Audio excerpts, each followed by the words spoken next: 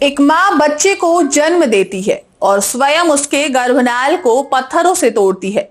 ये सुनने में भले ही अजीब है, लेकिन ये सत्य है।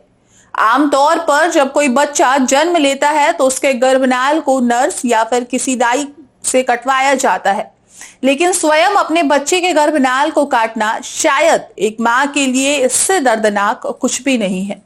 आपको बता दें कि गर्भनाल काटना एक विशेष क्षण है, क्योंकि यह आपको और आपके बच्चे को गर्भावस्था के पिछले 40 हफ्तों से जोड़े रखता है। परंपरागत रूप से आपके बच्चे को जन्म देने के तुरंत बाद गर्भनाल काट दी जाती है, चाहे वह योनि से जन्म हो या सी सेक्शन से। हालांकि बच्चे को जन्म देने में अपार पीड़ा होती है, इस बात का अंदाजा आप और हम नहीं लगा सकते। इसका अनुभव एक माँ को ही हो सकता है कि वह सृजन के लिए कितना अपार कष्ट उठाती है।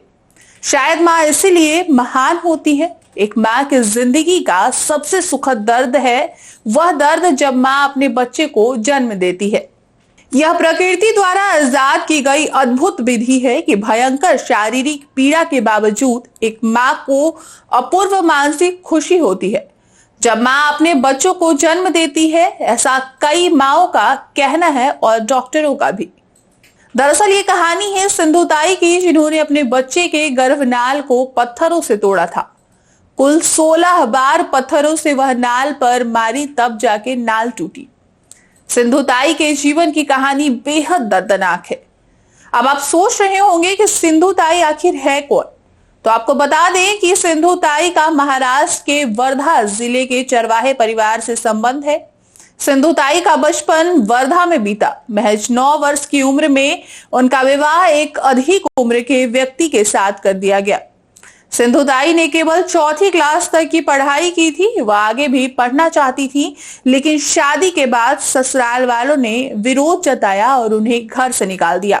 उस समय वे गर्भवती थी। कई कठिनाइयों का उन्हें सामना करना पड़ा, बावजूद उन्होंने संघर्ष के बीच एक बेटी को जन्म दिया। इसके बाद सिंधु ने अपनी बेटी के लिए रेलवे स्टेशन पर भीख तक मांगी। ये दौर उनकी जिंदगी का ऐसा समय था जब सिंधु के मन में हजारों बच्चों की मां बनने का भाव जगा दिया। एक समय ऐसा आया जब सिंधु ताई ने अपनी बच्ची को मंदिर पर छोड़ दिया, लेकिन बाद में रेलवे स्टेशन पर उन्हें एक बच्चा मिला जिसे उन्होंने गोद ले लिया। उनके मन में आया कि इन अनाथ बच्चों की जिम्मेदारी उन्हें उठानी चाहिए। सिंधु ताई अनाथ बच्चों के लिए खाने का इंतजाम करने लगी। हजारों बच्चों का पेट भरने के लिए सिंधु रेलवे स्टेशन पर भीख मांगने लगी। आज यह अंतहीन सिलसिला 5 बड़ी संस्थाओं में तब्दील हो चुका है। सिंधु बताती हैं कि उन्हें कई बार सम्मानित भी किया जा चुका है, लेकिन सरकार की तरफ से उन्हें कुछ भी मुहैया नहीं कराया गया। अब तक 4 राष्ट्रपति के हाथों सम्मानित भी हो चुकी हैं। सिंधु अपने भाषण के बाद एक गाना जरूर गाती हैं। सिंधु कहती हैं कि भाषण देने के बाद ही राशन मिलता है।